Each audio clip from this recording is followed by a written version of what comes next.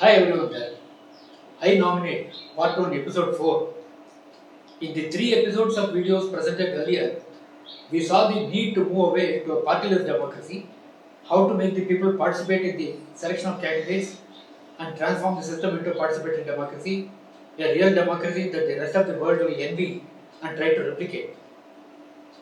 In any election, only about 65% of the electorate casts their vote. A candidate getting about 35% votes wins. That is, the winning candidate has hardly got 23% of the electorate support. A party getting more than 50% members forms the government, meaning the government is supported by just about 12% of the electorate. We always have a government supported by a tiny minority of electorate only in this first past post system with political parties. But in the select nominate elect mode of participatory democracy, the representatives to every level is selected by utmost consensus, and thus the members of the governing bodies will be enjoying near unanimous support of the electorate. Conversely and consequently, having been elected by the majority of the people and not selected by the parties or the money bags behind the party leaders, the members will have to work for the welfare of the people honestly and unflinchingly. If they try to do any mischief or indulge in any misdeed, they will be promptly pulled up and thrown out by the people. One may wonder, how can the people's candidates win fighting mighty politicians? How will they allow us to go on to win? Will they not tamper the EVM and defeat the people's candidates? I said earlier, a candidate with just 25% support of the electorates can win an election.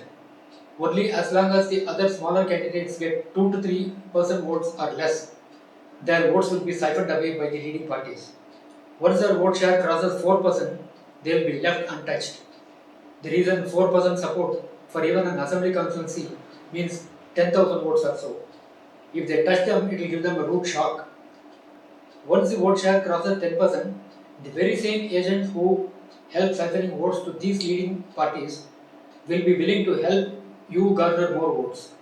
Well, we may not be interested in that, but this is the reality. Once we touch 20% mark, we will be on the way to victory. Is it so difficult to gather 20 to 25% voters support for a clean and noble cause? About 30% voters have not been voting in the recent elections. If this proposal is presented to them, 15 to 20% voters among them will come forward to vote. This itself will be sufficient for the people's candidates to win. If the current rulers manipulate the results and defeat people's candidates, the well-informed and organized people themselves will make the party candidate declared elected illegitimately resign and make way for the people's representatives. Another question raised frequently is, will these individual members, as against the party members, not quarrel among themselves for ministerial berths, etc.? How will you ensure stability without party? Well, basically, in this system, the representatives elected are real representatives of the people. They are not the ones who have protected themselves and grabbed the post. These members are basically not self centered. In fact, they have to work hard without expecting any reward.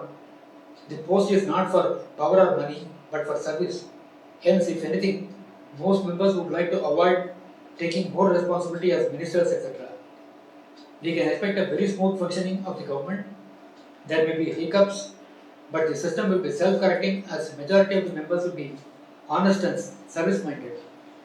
This system will be a Sakala Roha Nivarani, a cure-all, and lead us to Subiksha, welfare of all. So, what stops us from going to this exalted state of democracy? Let us start the work to achieve this laudable goal.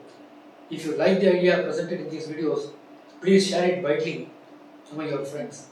Do join us in this great task. Our contact details are given in this scroll. Best wishes. Vande Mataram.